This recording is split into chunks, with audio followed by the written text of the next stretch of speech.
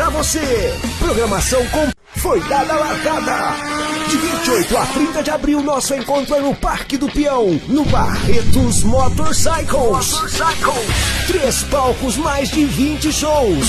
Acrobacias, adrenalina, esportes radicais, encontros e todo o universo das 2 rodas pra você. Programação completa e ingressos, acesse independentes.com.br. Barretos Motorcycles, de 28 a 30 de abril. O clube mais querido da região vai ficar ainda melhor. Conheça o novíssimo Rio das Pedras Aquapark. Futuras instalações com piscinas de ondas, rio lento, mega tirolesa, free fall e muito, muito mais. WhatsApp 17981501366. Rio das Pedras Aquapark. A sua família merece essa diversão.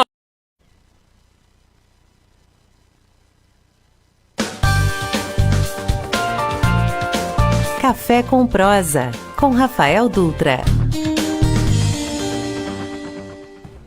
Olá Barretos, olá região, estamos iniciando aqui pela Rádio Jornal 88.7 FM, mais uma edição do Café com Prosa. Eu sou o Rafael Dutra e sigo com você até às 6 horas da tarde aqui, tanto pelos microfones da rádio como também por todas as plataformas digitais. E aqui comigo, sempre ele, o nosso operador de som, DJ Sá.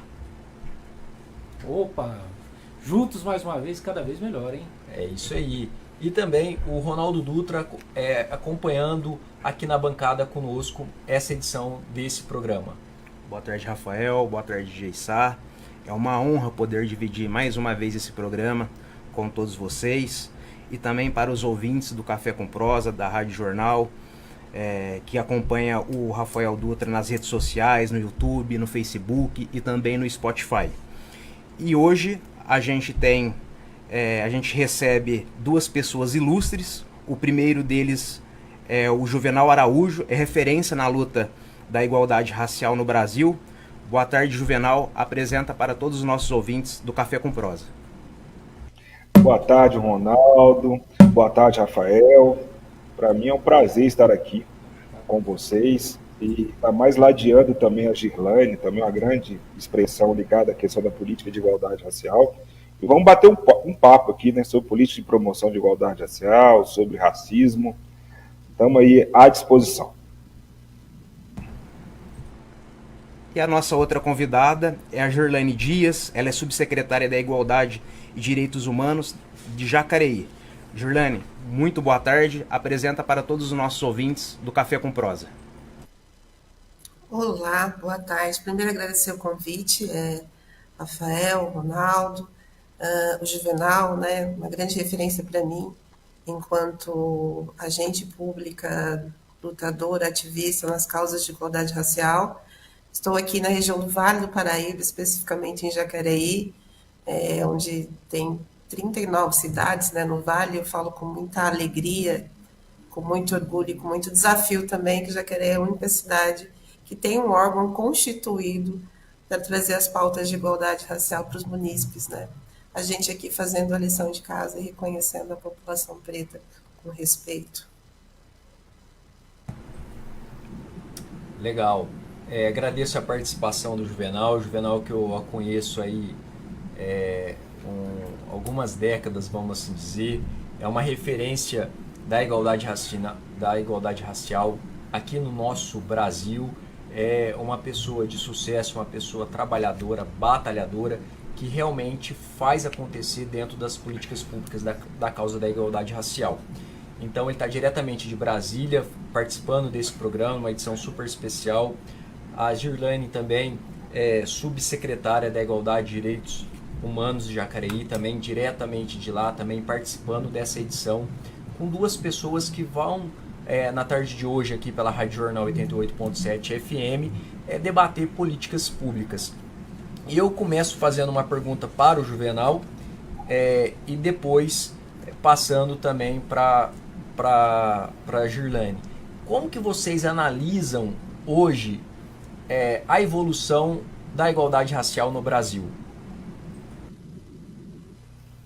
Sim, Rafael, né, só para lembrar a todos que nós estamos hoje, nesse ano a gente completa 135 anos da dita abolição da escravatura, né? Infelizmente, a gente ainda não conseguiu realmente a igualdade racial de fato, né, e de direito para uma população que é a maior, né, que é a maioria da população brasileira, segundo o próprio IBGE, lembrando que negros, né, são pardos e pretos, e infelizmente essa abolição da escravatura, né, no dia 13 de maio, em que disseram que uma princesa nos libertou, né, faz mais parte de uma história do Brasil que não é a história da população negra,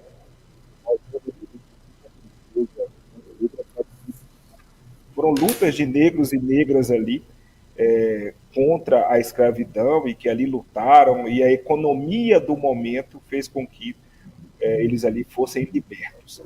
Mas libertos de que forma foram libertos?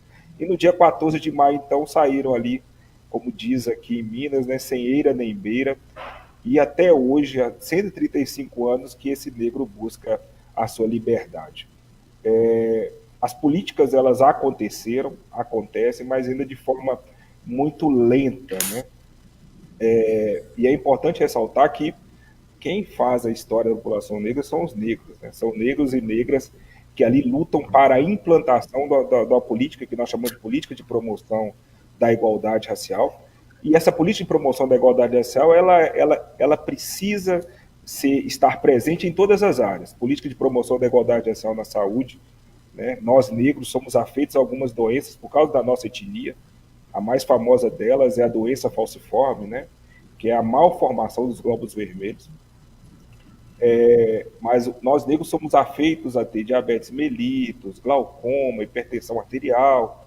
Então existe uma política nacional que se chama Política Nacional de Saúde Integral da População Negra, que ela é obrigatória a ser implantada em todos os estados e municípios. Ela precisa que seja os seus atendentes, né, médicos, profissionais da saúde, sejam qualificados para detectar, né, essas doenças. Vou citar um exemplo: a doença falciforme ela é detectada através do teste do pezinho. A maioria das mulheres negras não sabem disso, né? Os médicos precisam ser atualizados sobre essas doenças, e acaba que, não havendo essa qualificação e atualização desses médicos, acaba que a doença falciforme ela é subnotificada e muitos negros acabam falecendo por doença falciforme, mas no diagnóstico não foi observado. Eu citei algumas questões de doenças, né, ligadas à questão racial. Então eu falei de glaucoma, eu falei de hipertensão, eu falei de diabetes mellitus, e ressalta-se que esses dados, né, a proeminência na população negra dessas doenças coloca essa população negra no grupo de risco para a Covid. E você não viu os negros sendo colocados no grupo de risco para a Covid. Então mostra um pouco que eu quero falar sobre essa desigualdade que ainda existe no Brasil e a não importância dada aos gestores a essa questão. Na área da educação, política de promoção da igualdade racial na área da educação, existe uma lei, a antiga lei 10.639, que hoje é a 11.645, que obriga as escolas a lecionarem sobre a história da África, a cultura afro-brasileira. Infelizmente, falta ainda uma qualificação profissional dos professores, né, para que essa lei seja cumprida. Ela não é cumprida na sua totalidade no Brasil. O não cumprimento dessa lei, na sua maioria, ainda é por causa do que nós chamamos de racismo religioso, né? Algumas professoras, alguns professores, por professarem uma outra fé, se negam a cumprir a lei, alegando que tudo que se fala da África é coisa do demônio, né? Que nós chamamos de demonização das religiões de matriz africana. Então essa lei precisa ser cumprida. A história contada no Brasil não é a história de nós negros, né? É uma história totalmente eurocêntrica, em que o negro parece que no Brasil ele nasceu na escravidão, né?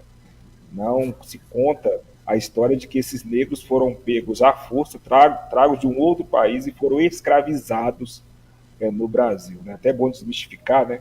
A gente não usa muito escravidão, a gente usa escravização. Então, essa história desse negro, ele não é realmente a história real no Brasil. Na área da segurança pública, né? Mediação de conflitos, é necessária que as forças de segurança conheçam as periferias, né? Para que a gente possa desmistificar essa questão de que toda pessoa que mora em favela, aglomerado, são pessoas que não são do bem, né? Pelo contrário, a grande maioria dos moradores que moram em periferia, em locais de aglomerados, são pessoas trabalhadoras, pessoas do bem, que são de sua maioria negra, que por uma questão econômica não conseguem morar nos grandes centros, e que essas pessoas ali são pessoas trabalhadoras, uma pequena minoria que ali está no então a conhecer essa realidade, e também essas pessoas que moram nesses locais também conheçam a realidade das forças de segurança e que ali tenham, então, um ambiente de paz, né? Na área do transporte, mobilidade urbana, como falar de mobilidade urbana se você não fala de favelas, de vielas, que ali você não tem o transporte público chegando à sua maioria e que você não tem sequer os horários necessários para que a população ali possa trabalhar. Enfim, Rafael, nós podemos e temos que falar da questão da política de promoção da igualdade racial em todas as áreas. Na área da economia, né? A força motora da economia no Brasil não são os grandes empresários, são os pequenos, que nós chamamos de pequenos empreendedores, que na sua maioria são negros e que nós chamamos de afroempreendedores, mas são os que menos têm condição do crédito, né, do microcrédito, não têm acesso ao crédito para que ali possam investir no seu trabalho, que ali possam ampliar o seu negócio. Na maioria são mulheres, né, que ali vendem os seus cosméticos, seus artesanatos e que geram a economia. Pra você ter uma ideia, Rafael, por ano, só os afroempreendedores geram arrecadam em torno de 1 trilhão de reais por ano, só com seus negócios. Né? Enfim, nós temos que trabalhar a política de promoção da igualdade racial. Eu costumo dizer que nós só vamos eliminar o racismo através de políticas públicas de promoção da igualdade racial de uma forma efetiva, de uma forma permanente. Juvenal aqui para nós, ouvintes da rádio, deu uma aula aí nessa introdução aí. Vocês observaram, vocês que estão ouvindo pela rádio, você que nos acompanha pelas redes sociais, observou a baita introdução aí, baita conteúdo que ele trouxe. E estendendo a palavra para a subsecretária Girlaine também, para ela fazer observações dela aí, igual o Juvenal fez, e já vou aproveitar também, Girlaine, e fazer duas perguntas também, que depois gostaria de ouvir o Juvenal. Por que ainda o afroletramento, o Juvenal já trouxe a análise dele, nós sabemos que tem uma lei que vai ter a obrigatoriedade da implementação nisso na rede municipal. Por que os gestores, eu falo secretários da educação, secretárias da educação, ainda estão muito parados em referente a isso, e eu vejo eles com muita desconfiança de materiais referente a afroletramento. Quando tem algo específico de afroletramento, eu vejo que eles ficam um pouco perdidos, vamos assim dizer, não tem aquela adesão, aquela vontade, deixa eu ver, deixa eu ler, deixa eu conhecer, não. É meio que, deixa aqui de lado que depois eu observo. E qual é a análise sua, subsecretária, da política das cotas? Na sua visão, ela é assertiva, é efetiva, tá legal, tem que pôr alguns mecanismos para melhorar, ou é isso mesmo? Qual que depois volta a palavra para mim e eu passo para o Juvenal também para a gente fazer essa mesa redonda aqui. Vamos lá, vou tentar, né? Depois que a mestre fala, a gente respira um pouco. Quando a gente fala desse processo, desse olhar, desde que a gente começou a questão das políticas públicas de igualdade racial, eu estou falando aí a partir de 1831, da Lei Feijó, a chamada Lei para Inglês Ver, que todo escravizado africano chegado no Brasil já chegava a ser livre, isso não aconteceu, né? Que precisou vir aqui em 1888, e por uma obrigatoriedade econômica, a Princesa Isabel, que estava no Brasil, assinou, né, a Lei Áurea, uma lei que tem 3 linhas, para colocar os negros que aqui trabalhavam, os afro-brasileiros, as pessoas as quais construíram esse país, foram colocadas na rua. Quando você faz essa reflexão, a gente sabe que, em contraponto, desde 1885 já havia uma política pública preparando para receber os imigrantes, que eu respeito muito, que também construíram esse país, que trabalharam muito. Mas os que estavam aqui foram colocados à margem, foram colocados na rua, sem nenhuma salvaguarda. Lembrando que a gente era coisificado. Quando eu vou procurar a minha história, eu preciso ir para o cartório de imóveis. Bens que se móveis. É assim que a gente era. A economia do Brasil era contabilizada por pessoas, por corpos negros que equivaliam a um negócio. Então, desde 1885, o Brasil se preparou para receber os imigrantes, fez esse processo, fez a lição de casa para recebê-los, mas os africanos, os afro-brasileiros que aqui estavam no Brasil foram colocados na rua em 1888, sem trabalho, sem comida, sem moradia. É importante, eu vou responder a sua questão de letramento, que o Brasil só permitiu que os negros estudassem em 1945. Então, de 1945 antes, nós também não podíamos estudar. E aí, em 1889, veio a lei da vadiagem. Olha, não pode ficar na rua, não pode jogar capoeira, não pode estar aqui, porque senão é crime. O que foi feito a partir de 1889? Foi o processo de encarceramento da população preta. Nós também somos a maior população carcerária do país. Né? Nesse tempo que nós vamos ficar aqui, 4 jovens negros serão mortos.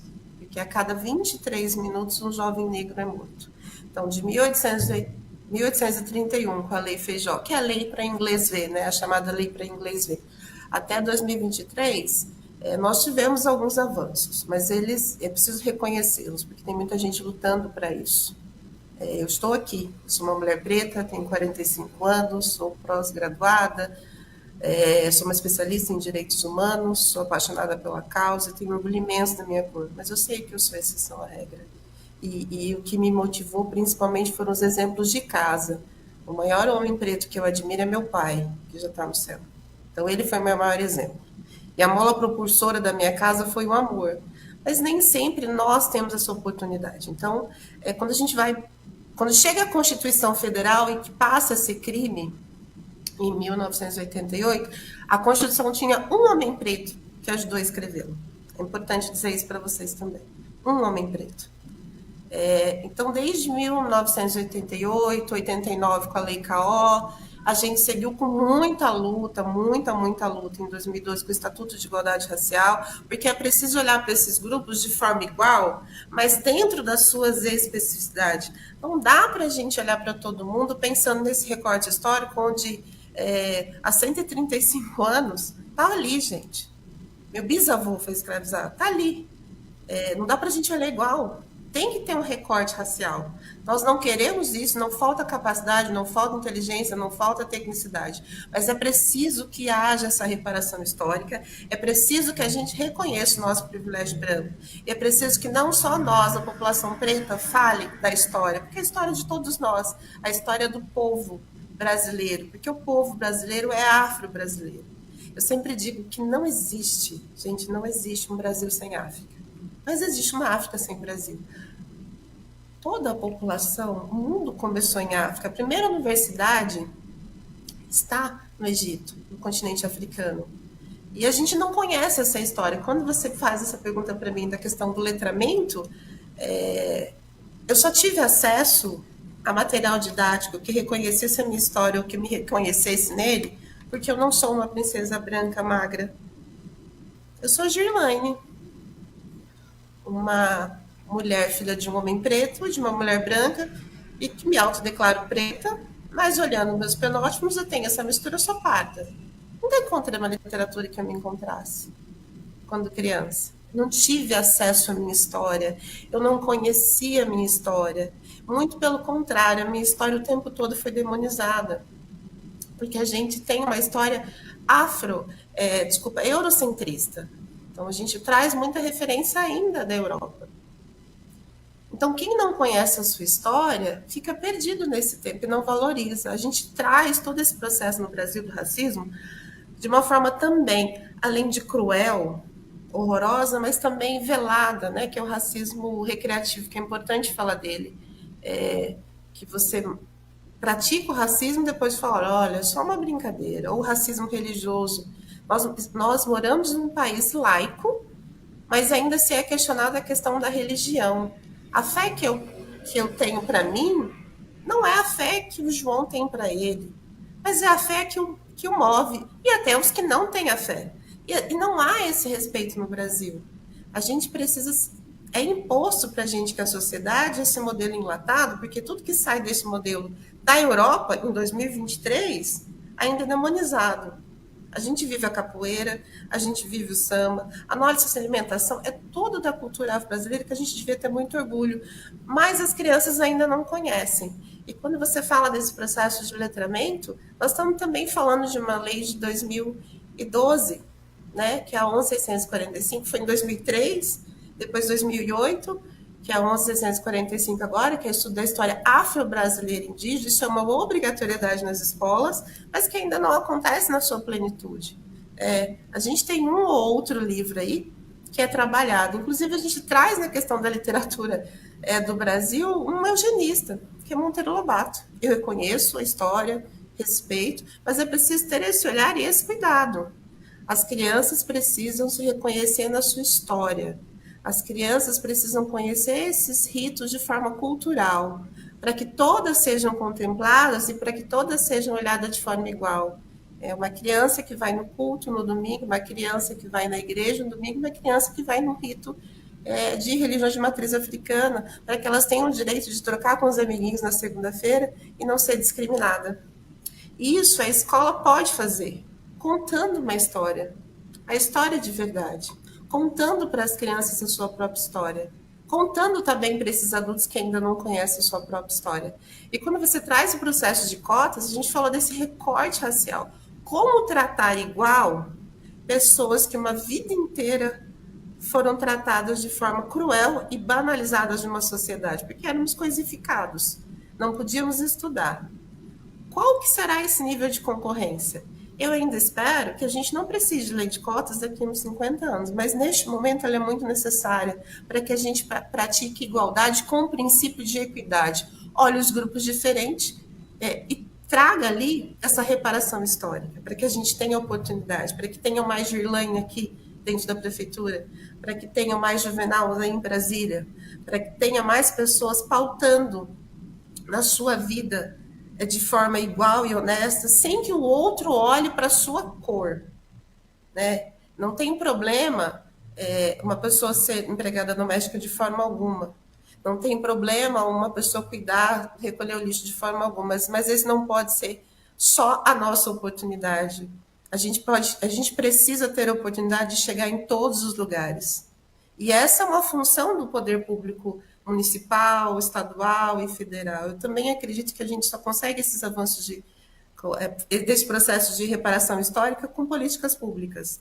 É preciso trazer cada vez mais ações afirmativas, é preciso que cada vez mais gestores nas 3 esferas, estadual, federal, municipal, tenham esse compromisso. É preciso que o brasileiro conheça a sua própria história. E aí, se ele conhecer a sua própria história, obviamente ele vai se valorizar. E tudo isso começa na educação, tudo isso começa em casa. A gente contando para as nossas crianças o quão linda é a nossa história, que nós viemos reis e rainhas. A gente descobriu a matemática, a arquitetura, temos a primeira universidade no mundo, de quão linda, e valorizar essa história. É preciso contar para essas crianças todos os dias de quão linda é a nossa história. Se você me permite, você falou, eu estava aqui na minha mesa, eu vou ler uma aspa falando desse processo histórico que a gente desconhece e qual a importância dessa história. Tem uma escritora africana chamada Chimamanda e ela traz essa reflexão e eu gosto bastante. Falando da questão do letramento, dessa responsabilidade do poder público, dessa responsabilidade da educação e dessa responsabilidade de todos nós, pessoas pretas e não pretas, brasileiros, que precisam conhecer e valorizar a sua história. A história única cria estereótipos, e o problema com os estereótipos não é que sejam mentira, mas que sejam incompletos. As histórias importam. Muitas histórias importam. As histórias foram usadas para expolir e caluniar, mas também podem ser usadas para empoderar e humanizar. Elas podem despedaçar a dignidade de um povo, mas também podem reparar essa dignidade despedaçada. É isso que Chimamanda diz, é isso que eu acredito. As histórias podem trazer sentido e dignidade para todo mundo. Que a gente conte cada vez a nossa história brasileira e que a gente olhe para o povo preto com respeito, porque esse é o povo que construiu esse país. Juvenal, a Girlaine aprendeu bem com você, viu? Parabéns, viu? Olha, vocês dois aí, eu tenho certeza que essa 1 hora de programa vai ser pequena, como já está sendo, porque ó, haja conteúdo que ambos têm. Parabéns, viu? Parabéns mesmo. Juvenal, estendendo para você o que eu perguntei para Girlaine a respeito das cotas, do afroletramento, você já tinha comentado na participação anterior, e já fazendo outra pergunta, como vocês analisam a ministra Aniele Franco? O que vocês esperam das políticas públicas que ela vai implementar como ministra da Igualdade Racial? Vocês acham que ela está no caminho certo, que ela pode avançar nesse setor? Ela está sendo aberta ao diálogo com todos, enfim, como que vocês analisam a Aniele Franco, principalmente você, Juvenal, que está em Brasília, que sempre está rodando aí nos corredores aí de Brasília, que é mais pulsante, vamos assim dizer, ainda mais eu que estou não sei quantos quilômetros, mais de 400 quilômetros de Brasília, fica mais difícil. Então, a Girlaine, que está lá na Grande São Paulo, né, praticamente, está mais longe ainda desses grandes centros aí. Então, se você puder trazer essa perspectiva para nós, Juvenal, é interessante do que está se falando nos bastidores da nova ministra da Igualdade Racial. Sim, Rafael. Primeiro falar que a Girlaine já está pronta há muito tempo, né? Porque eu já estou na fase final já. A Girlaine é uma das brilhantes aí que vem após a gente aí, defendendo e implementando políticas de promoção da igualdade racial, principalmente em Jacareí. Sobre a Aniele, a gente já aguardava há algum tempo, né? Somente uma mulher negra, assim como Matilde Ribeiro e várias outras ministras que passaram pelo Ministério de Igualdade Racial.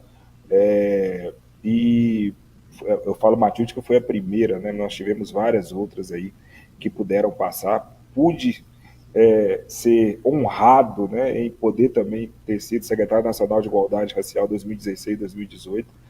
E a Aniele vem com uma expectativa muito forte, não só por ser irmã da Marielle Franco, mas também por ser irmã da Marielle, e trazer ali realmente a fibra de uma mulher negra que sente na pele a questão da discriminação racial, do racismo, e que ali a gente possa realmente, através de políticas públicas, implementá-las para diminuir essa desigualdade racial. Então, os movimentos negros realmente estão ávidos aqui, já torcendo juntos ao lado da Aniele, não só da Aniele, mas também do ministro de Direitos Humanos, Silvio Almeida, também meu amigo, para que os dois ali negros continuem nos representando muito bem, para que a gente possa realmente virar esse jogo. Sobre a questão, né, do letramento, do afroletramento, e que você citou e que a Girlaine falou muito bem, e a Girlaine falou um pouco sobre políticas públicas, Rafael, é importante, eu quero voltar nessa questão da construção, né, da política de promoção da igualdade racial, e eu quero falar por São Paulo, né, já que esse programa vai aí para São Paulo, Barretos, da importância que São Paulo tem na política de promoção da igualdade racial no Brasil. E é interessante, você falou sobre cotas, né, que a Girlaine disse, e eu corroboro, né, as cotas foram necessárias, são necessárias, deram certo, estão dando certo, e é uma política que a gente chama de ação afirmativa no Brasil. Mas é interessante como o Brasil e os Estados Unidos, eles têm histórias parecidas. E, pasme, o Brasil ele tem uma história ligada à questão racial bem antes da história dos Estados Unidos. Né? Lembrando que nós somos a maioria da população brasileira, nos Estados Unidos, 16%, 14%, 16% são autodeclarados negros. Porém, nos Estados Unidos, se você tem algum ato de racismo, ali a cidade vai abaixo e você vê a manifestação forte. Mas falando ainda sobre história, e falando sobre São Paulo, na década de 30, né, nós tivemos vários movimentos, porque houve a dita, né, abolição da escravatura, e nós ali saímos sem eira nem beira, repetindo esse termo, saímos ali sem nossos direitos e tudo. Então, a população negra ali então começou a se movimentar, que a gente chama até de quilombagem, né, que é ali a revolta por causa desses direitos que não eram nos assegurados. Né? Então, a década de 30 ela foi muito importante no Brasil e foi a criação em São Paulo da Frente Negra Brasileira. Né? Além da Frente Negra Brasileira, eu posso aqui citar vários movimentos negros. A Frente Negra Brasileira virou um partido político depois, então foi o primeiro partido negro no Brasil. E é interessante, Rafael e Ronaldo, todos conhecem, nós hoje idolatramos os Panteras Negras, né? Que é o primeiro partido negro nos Estados Unidos. Você tem uma ideia, a Frente Negra Brasileira foi criada na década de 30 e os Panteras Negras dos Estados Unidos foram criados, o Partido Político dos Estados Unidos Negro foi criado só em 1960, na década de 60. E alguns movimentos foram criados em São Paulo, importantíssimos na época. Vou citar aqui o Clube 13 de Maio dos Homens Pretos, em 1902, o Centro Literário dos Homens de Cor, 1903, a Sociedade Propugnadora 13 de Maio, 1906, tudo em São Paulo, tá? O Centro Cultural Henrique Dias, 1908, a Sociedade União Cívica dos Homens de Cor, porque naquela época chamavam nós negros de homens de cor, né? Associação Protetora dos Brasileiros Pretos, 1917. Aí nós tivemos várias ações no Rio de Janeiro, enfim. Aí eu quero falar sobre Barretos. Barretos entra na história ligada à questão racial desde antes, né? Por causa da época da corrida do ouro, a questão em Minas, né? Que é o estado, né? Que eu sou mineiro, onde houve a maior concentração de pessoas escravizadas por causa do ouro. Quando termina a era do ouro, eles vão para São Paulo, né, nessa região ali de Barretos, então, e ali começa também o ciclo da Minas de Ouro ali em São Paulo. E aí, voltando à história, né, a Frente Nacional Negra, porque o MNU, o Movimento Negro Unificado, ele só veio bem depois, né, da década de 70 já. Então, na década de 1930, aí em Barretos foi criada a Sociedade Beneficente Recreativa Estrela do Oriente, que para nós também é uma das grandes fortalezas que a gente tem em São Paulo de garantia dos direitos da população negra. Né? Graças a essa associação, junto com as que eu já citei no estado de São Paulo, que ali realmente se organizaram para que os negros tivessem voz e vez. Então, Barretos tem uma história muito forte ligada à questão da promoção da igualdade racial. Né? O estado de São Paulo, eu pude, enquanto era secretário nacional de igualdade racial, criar várias políticas de promoção da igualdade racial em São Paulo, fiz adesão do estado de São Paulo ao Sistema Nacional de Promoção da Igualdade Racial, criei o kit de igualdade racial, né, com carro, caminhonete, computadores, bebedouros, todo equipamento para que toda a sociedade civil organizada, através dos conselhos e os órgãos de igualdade racial pudessem receber esses kits, né? E eu fico muito feliz porque eu pude percorrer São Paulo por várias cidades e até hoje as cidades recebem esses kits ligados à questão de emenda parlamentar, porque, Rafael e Ronaldo, na minha época, quando eu cheguei no Ministério, eu via sempre as prefeituras, né, as pessoas recebendo carros, caminhonetes para a área da saúde, a área da segurança pública, e para a política de igualdade racial nós não recebíamos. Então o principal desafio era, eu quero para o nosso povo também, nós precisamos implantar a política de igualdade racial. Então criei esse kit e pude percorrer o Congresso Nacional através dos deputados e senadores, pedindo para que eles pudessem destinar recursos para os seus estados à política de igualdade racial. Então o estado de São Paulo, eu pude percorrer várias cidades aí, somente Barretos também, para que a gente pudesse fazer. Então, a importância de Barretos eu quero frisar na política de promoção da igualdade racial no Brasil. O Estado de São Paulo é uma peça fundamental nessa luta na promoção da igualdade racial até hoje. Passar a palavra para o Ronaldo também, que ele já está me cutucando aqui debaixo da mesa, que ele não entrou na roda até agora. O Saque está operando o som, já falou mais que o Ronaldo. Então, peraí, passar a palavra para o Ronaldo. Ai. Juvenal, a gente estava falando aqui que vocês estão bastante otimistas com a Aniele, né? A Aniele Franco. E na gestão passada do governo Bolsonaro, teve algum avanço nesse combate da discriminação racial? O que você pode apontar aí para nós? Ronaldo, infelizmente nós não tivemos, né? Infelizmente nós não tivemos esses avanços. A própria questão da demarcação das terras quilombolas foram paralisadas, né?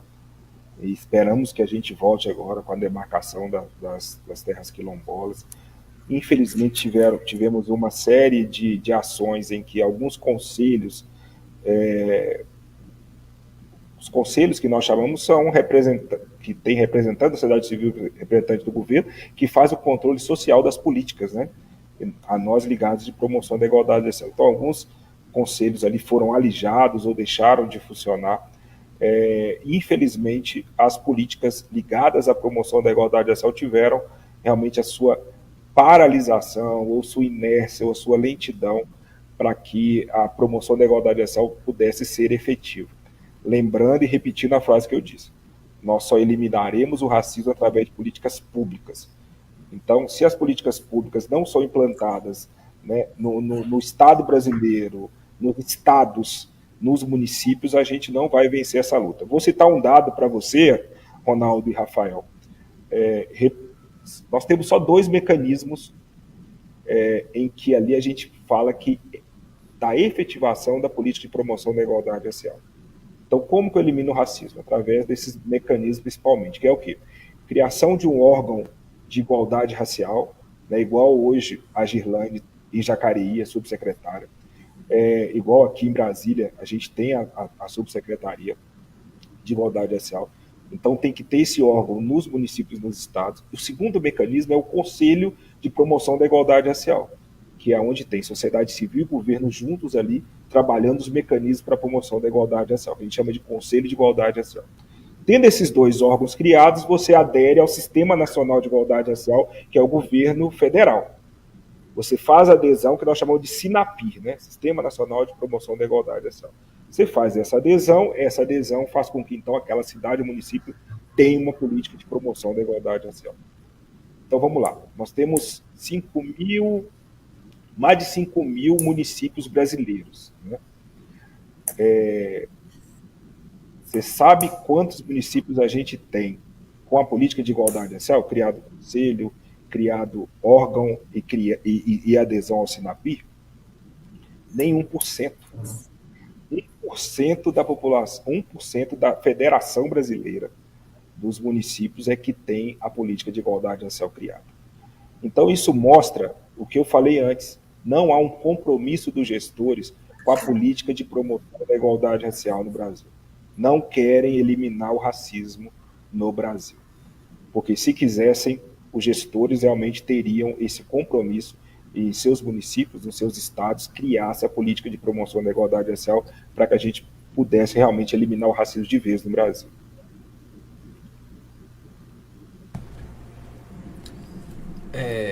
Girlane, para complementar tem várias perguntas, você breve. Quando você pergunta, é importante falar qual que é a expectativa, né, para uma mulher preta e um homem preto que aqui estão neste programa, falando de 2 gestores pretos, as melhores possíveis, mas nunca esquecendo que eles são humanos, né, que não são super-heróis, são técnicos especialistas que farão gestão pública. E a gente tem mais esperança mesmo do verbo esperançar. Que como a gente passa a ter esse lugar de fala e representação, que o Juvenal já esteve como ministro também dos Direitos Humanos, e o Silvio Almeida assume um homem reconhecido a nível internacional como jurista, advogado, professor, escritor, é esse homem preto que está lá. então ele está lá porque ele merece, ele está lá porque ele tem conteúdo, não só porque ele é um homem preto. É importante lembrar disso, mas a gente espera o melhor. Mas a gente também espera que todas as outras pessoas olhem o Silvio e a Aniele de forma humana. Eles conhecem a pauta, eles sabem das nossas necessidades, porque de fato eles sentiram na pele. A gente já vê alguns desdobramentos, né? O governo federal já chega equiparando injúria racial com racismo, é importante dizer isso. Então, quando as pessoas praticavam aí, racismo, sempre era configurado de uma forma leve e tudo se resolvia numa cesta básica. Hoje sim, então a partir de 2023 isso muda, é importante lembrar isso. Faz esse recorte também para o racismo esportivo e o racismo recreativo, que também as pessoas conseguiam sair literalmente pela tangente. Então eu tenho a melhor das expectativas, mas especialmente vendo 2 gestores, 2 pessoas competentes, que chegaram lá porque merecem, e espero que tenham mais pessoas lá para que a gente possa trabalhar junto. Quando a gente fala deste processo de como foi na gestão passada, a Subsecretaria de Igualdade e Direitos Humanos de Jacareí foi criada em outubro de 2021. Então, a operação começou em janeiro de 2022. Eu recebi o kit do Juvenal, um carro, é o que tem à disposição, mas é importante lembrar que quando eu cheguei aqui, a gente não teve um suporte do governo federal, as políticas públicas nos direitos humanos eram quase impossíveis de ser acessadas. Então relembrando, demarcação de terras quilombolas, lembrando também outros brasileiros que aqui já estavam, que é a população indígena, né? Os povos originários sendo exterminados, que é muito difícil a gente olhar para pessoas e para nossas histórias e por aqui que moravam e moram e cuidam desse país ser tratado dessa forma. Quando a gente fala, e aí eu falo dessa esperança do verbo esperançar de novo, mas esperando resposta de 2 gestores técnicos, da saúde da população negra, que o Juvenal já trouxe muito bem, e aí já com a possibilidade da criação de uma secretaria, porque quando eu olhei para essa política pública para o município de Jacareí, essa ação afirmativa, a gente entende quando a gente precisa do governo federal e do governo estadual, porque por mais que a gente olhe, né, porque somos afeitos a algumas doenças, eu sou hipertensa, sou uma mulher preta hipertensa desde 17 anos, isso é feito da população negra.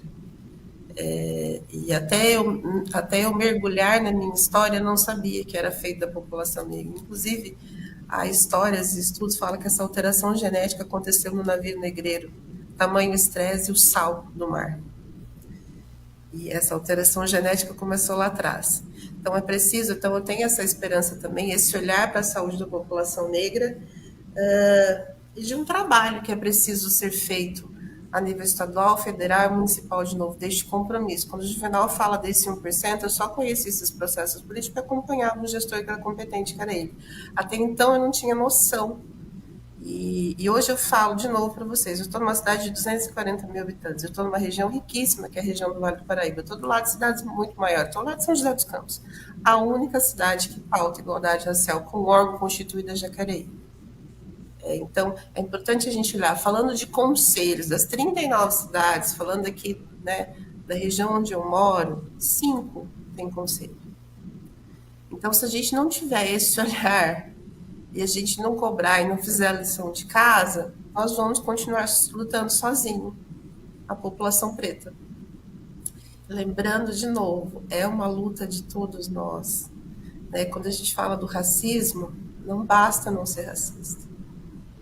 Precisa ser antirracista mesmo, precisa que todos nós sejamos redes. Então, esse olhar para a política pública, esse olhar para órgãos instituídos no municípios, para olhar a questão da saúde, da educação, do transporte, da moradia, né? Porque nós saímos dos quilombos e fomos para as favelas. Só mudou o nome, gente. Só mudou o nome. 50% da população preta deste país não tem saneamento básico. Então, será que a gente não tem que, de fato, fazer esse recorte racial? Quando vocês falam do governo anterior, trouxe muito na pauta de igualdade social. Isso me machucava profundamente enquanto gestora. A questão social, ela não é completa, não tem uma excelência, mas ela já acontece.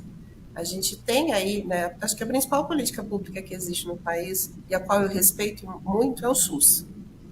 A qual eu respeito muito, é o SUS.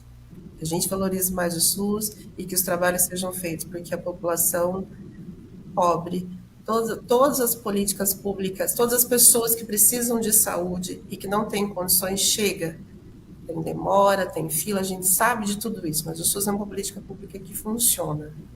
Então, dessas políticas públicas, começando do SUS, a gente olhar para a população preta, a gente ter esse trabalho. Eu não consegui, eu me lembro de tentar falar com a Regional de Saúde falando da população preta, e, meninos, eu espero essa resposta até hoje. Acho que o primeiro e-mail foi em março do ano passado.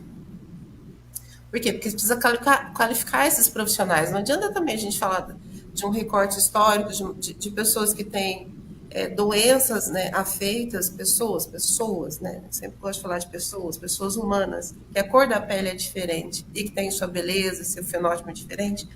Não adianta a gente falar, mas não qualificar esses profissionais. E isso é uma responsabilidade do poder federal, estadual e municipal. A gente não teve isso. Quando o Juvenal traz essa questão da Covid, nós não fomos olhados, nós não fomos tratados da forma com que precisava. Nós éramos grupo de risco, nós não fomos. Então, e aí eu falo do governo federal de novo, não teve esse olhar, eu não consegui desenvolver políticas públicas em parceria ou ter esse suporte do governo federal.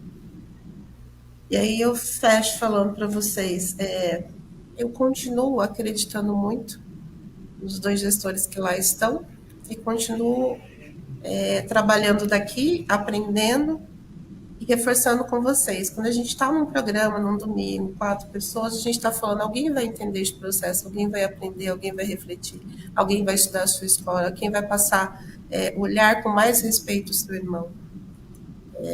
Porque essa é uma questão de pele. É melanina, né? E é uma história tão bonita nossa, continua sendo marginalizado. O povo pobre, preto, continua na favela, continua na periferia, continua nos trabalhos informais, continua sem atendimento, continua morrendo nas portas dos hospitais, continua nas filas dos empregos aos quais ninguém quer, porque tem que sustentar a sua família. Mas continua em pé e lutando. Então, política pública salva o mundo, de verdade, no bom sentido. Eu sou uma sentidora, é assim que eu me qualifico. Ninguém é mais chorão que eu. Vocês estão no lucro que eu não estou chorando ainda. Sou uma sentidora técnica. Então, eu preciso acreditar no meu país, eu preciso acreditar, e não falo com alegria do que não aconteceu nos últimos 4 anos, não. Porque política não é política pública partidária, é política pública. Na minha vida, todos os dias eu falo política. Juvenal sabe, eu também pauto todas as minorias. Então, a gente fala de igualdade racial, a gente fala de violência contra a mulher. 4 mulheres são mortas por ano aí com feminicídio. A gente fala da como trabalha aqui comunidade LGBTQIA+, acessibilidade, imigrantes. E a gente tem visto na mídia todos os dias o quão tem sido difícil para esses brasileiros, que são a minoria em assistência, em política pública, mas é a maioria da população, estão sendo tratados. Então, de novo, gente, e também, como o Juvenal acredita em política pública para resolver tudo, mas essencialmente, seja em qual governo for, começa pela educação. Não tem como, se não for desta forma. Começa pela educação, a gente se reconhecendo, a gente criando essa identidade que está perdida. Eu analiso quando o Juvenal fala do Estrela do Oriente aqui da cidade de Barretos. A gente sabe que tem pessoas que batalham e lutam até hoje aqui na cidade para manter o Estrela vivo. Vai aqui um abraço para o Weber, que está lá liderando hoje o Estrela aqui na cidade de Barretos. A gente sabe que é uma coisa que veio passando de geração para geração aqui na cidade. É um clube de respeito, muito bem localizado, que foi importante e é importante para a história do município de Barretos. através do Estrela e outras entidades, tem o Conselho de Igualdade Racial aqui na cidade de Barretos. Eles sempre fazem reuniões para debater políticas públicas. E isso mostra como a cidade de Barretos é acolhedora. Tem defeitos? Tem falhas? Tem que evoluir? Tem também, mas a gente sabe que políticas públicas aqui, no quesito igualdade racial, vem sendo tratado. Falta às vezes um olhar para outras minorias? Falta. Eu acho que falta essa discussão, não só aqui em Barretos, mas é uma discussão a nível global que está pujante aí no nosso planeta. E quando nós falamos também de políticas públicas, e eu fui vereador, fui secretário municipal, fui candidato a prefeito aqui na cidade, gosto de políticas públicas. Eu acho que para solucionar qualquer problema da sociedade passa pela política pública, mas passa pelo ser humano. E quando passa para o ser humano, quando a gente tem política pública boa, igual nós temos o SUS, que eu acho que falta na área da educação, nós temos o SUS. O SUS é universal. O SUS, um estrangeiro entra no Brasil, ele já está dentro do SUS. O SUS não olha sexo, raça, cor, o que você ganha, o que você deixa de ganhar. O SUS ele trata todo mundo. E muitas pessoas reclamam, mas o SUS funciona. Ele funciona. Você vai na unidade básica de saúde, independente do estado, ele está lá funcionando. Alguns estados melhor, outros piores, enfim, mas ele estabeleceu uma política em nível nacional para cuidar da saúde. Falta agora aquele olhar mais clínico, aquele olhar mais observador para tal categoria, para tal minoria, como o Juvenal trouxe aqui no programa para o pessoal da Covid, que teve Covid. Faltou uma análise melhor dos gestores da saúde para os negros nesse sentido, que não teve. Mas o SUS eu vejo que ele funciona. E eu sinto falta disso na área da educação. Eu acho que a área da educação nós evoluímos, mas a gente tem muito mais a que evoluir em nível nacional. Porque quando a gente tem uma população mais educada, mais consciente, a gente vai diminuir a desigualdade, a gente vai diminuir o preconceito, a gente vai diminuir essa lacuna que tem na nossa sociedade. E quando o Juvenal vem e traz que teve a abolição aí, que vai completar 135 anos, é recente.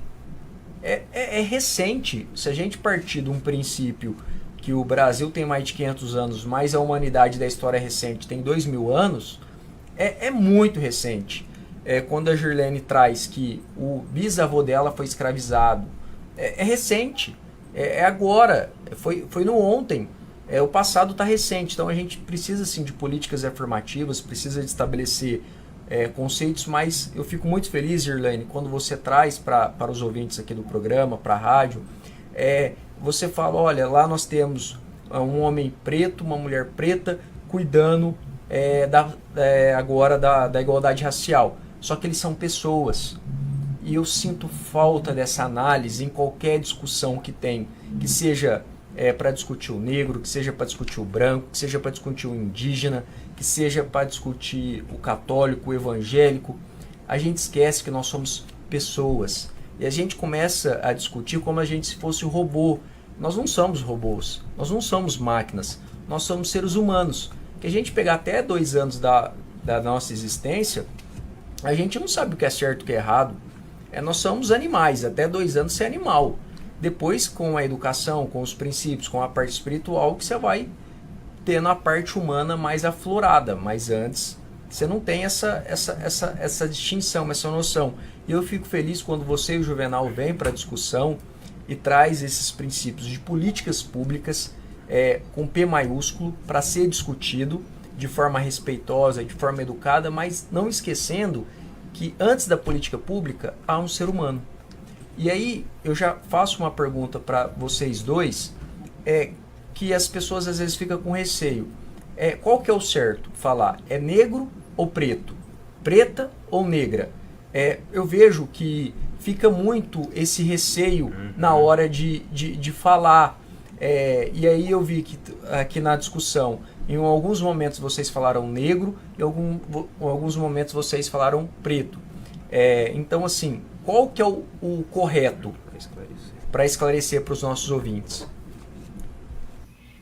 Quer, Que você quer falar, Gi? Juvenal. Então O vamos lá. correto é com respeito. Isso aí.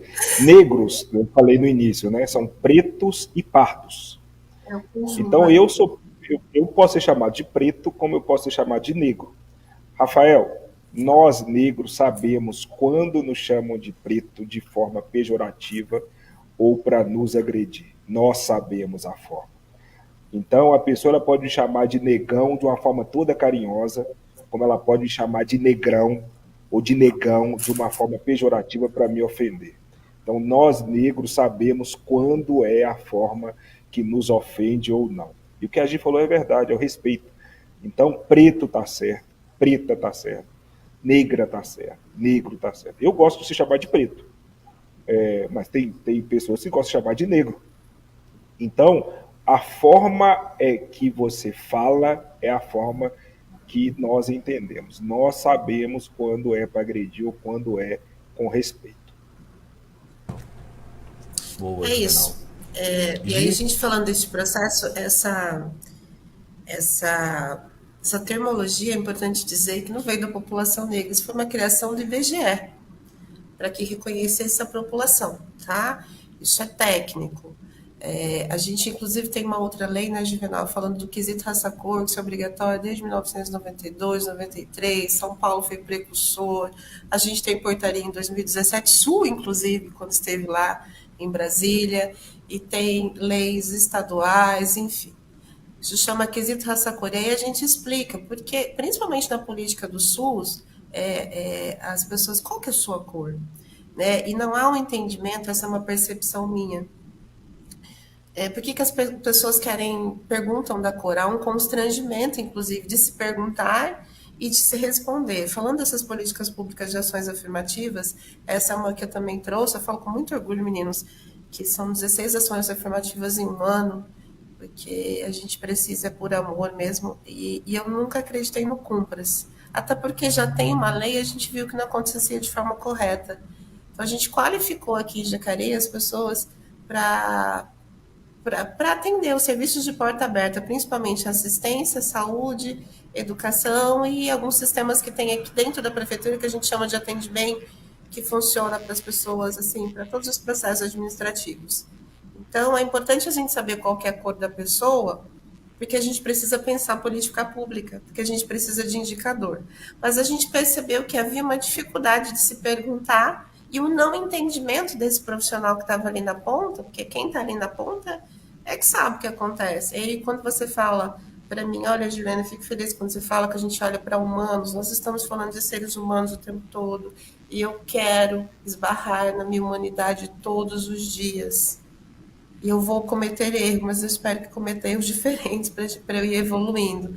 E eu digo e reforço para vocês, quando a gente fala de política pública, quando a gente traz esses processos, eu digo para os meus, para as pessoas que trabalham diretamente comigo, e quando eu tenho a oportunidade de dizer, o maior ativo que um servidor público tem é a informação. Então, se ele der a informação correta, já vai ser muito respeitoso. Fora ser esse processo de informação, o que eu faço muito aqui, eu chamo como instrumento que eu de trabalho todos os dias, é uma escuta qualificada. É parar para ouvir o outro. Então, quando eu falo que eu trabalho com políticas públicas voltadas aí para 5 áreas, eu sou uma mulher preta, e aí é uma causa, e eu sinto, além de ser uma técnica. Mas existem outras políticas que eu sou aliada.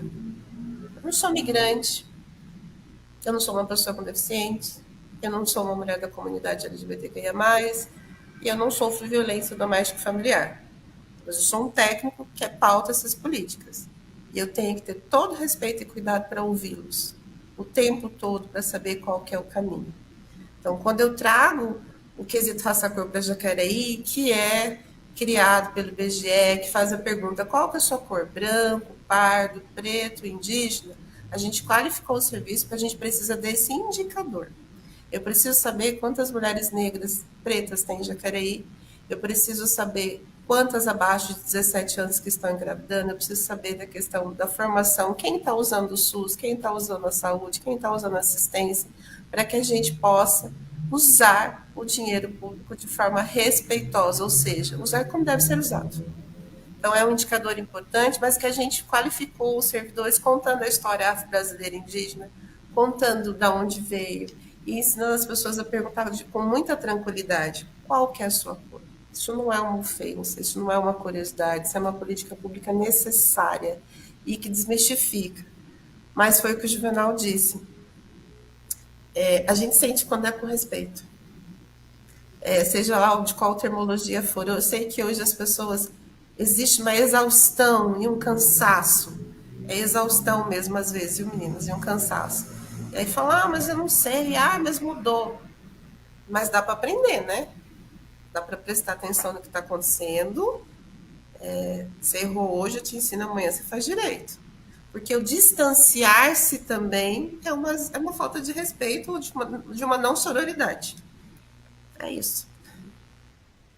Gostaria de agradecer, nós estamos caminhando para o encerramento do nosso programa, agradecer todos os ouvintes que nos acompanharam aqui pela Rádio Jornal 88.7 FM, ao Sá, mais um programa participando aqui, ao Ronaldo também, e fica aqui o microfone aberto rapidamente para o Juvenal falar suas palavras finais e depois agir também, e agradecer vocês que nos ouviram e principalmente vocês dois que dispuseram desse tempo aqui para debater política da igualdade racial para aqui o estado de São Paulo. Rafael e Ronaldo, eu quero agradecer vocês aí, também a Girlane, minha amiga aí, por aqui junto comigo poder falar um pouco sobre igualdade racial. Quero falar para Barretos, né? É uma cidade que eu amo, Barretos, procuro sempre estar todo ano aí na festa do peão. Durante a pandemia, né? Não teve, então não estive, mas esse ano eu volto a Barretos.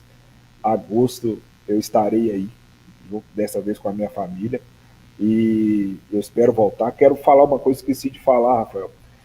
Eu falei sobre políticas de igualdade racial. Barretos fez adesão ao Sistema Nacional de Igualdade Racial da minha gestão, tá, no final de 2018. Graças ao trabalho aí das lideranças negras de Barretos, eu pude contribuir um pouco para que Barretos pudesse faz parte hoje do Sistema Nacional de Promoção da Igualdade Racial. Um dado, quero falar para São Paulo, né? Falei sobre a política de igualdade racial. Não é possível que um estado com 645 municípios só tenham até hoje 21 municípios com a política de promoção da igualdade racial criada, né? E desses 21 municípios, 7 eu pude participar criando e fazendo adesão ao Sistema Nacional de Igualdade Racial. Então é algo para os gestores que estão nos assistindo, para que a população negra, as pessoas que trabalham com o movimento negro que estão nos assistindo. É inadmissível que o estado mais populoso do Brasil, como São Paulo, de 645 municípios, só tenham 21 que tenham a política de promoção da igualdade racial criada e funcionando. Então, eu quero mandar um grande abraço a todos do Movimento Negro de Barretos, a todo o Movimento Negro de Jacareí, todo o estado de São Paulo, dizer que estou com saudades. E agosto eu estou em Barretos e eu quero agradecer o Café com Prosa, aqui um programa maravilhoso, feito aqui pelo Rafael, pelo Ronaldo, que são meus amigos, e me colocar à disposição. Ronaldo e Rafael, para esse tema nós teríamos que ficar dias, né? Nós nem nos aprofundamos na área da educação, nós nem nos aprofundamos na área da saúde, segurança pública, enfim. Nós temos aí vários assuntos para tocar. Quero parabenizar a Girlane pela gestão que ela faz maravilhosa em Jacareí, na promoção da igualdade racial.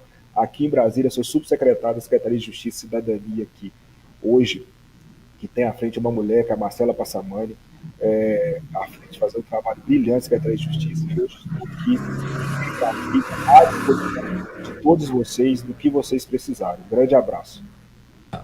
Obrigado, Juvenal. Gi, rapidamente para a gente fazer o nosso encerramento, que o Juvenal já ocupou todo o seu espaço. Só agradecer mesmo, Rafael e Ronaldo, agradecer aos ouvintes do Café com Prosa, agradecer toda a população de Barretos, que eu ainda não conheço, mas eu vou conhecer pessoalmente, dizer que eu estou à disposição e que a gente precisa trabalhar como rede, como comunidade, para que a gente dê as mãos, para que a gente se reconheça na sua própria história, para que a gente respeite esse próximo, essa outra pessoa, para que possamos esbarrar todos nós, todos os dias, nossa humanidade, e que a gente, brasileiro, tenha orgulho da nossa história e dos nossos ancestrais, porque ela é linda. E eu sonho que um dia a gente possa se respeitar. Eu tenho um sonho. E todos nós um dia podemos olhar de forma humana uns para os outros e que a gente possa definitivamente viver numa democracia, porque a gente ainda não vive. É importante dizer Obrigado, isso. Gi. Obrigado, Juvenal. Obrigada, Juvenal, Gi, já teve um convite para você conhecer a cidade de Barretos. Pode vir com o Juvenal na época da Festa do Peão, será muito bem recebida. E para finalizar, você ouvinte da rádio, muito obrigado. Eu espero você na próxima segunda-feira, aqui no Café com Prosa, das 5 às 6 horas da tarde. Tchau!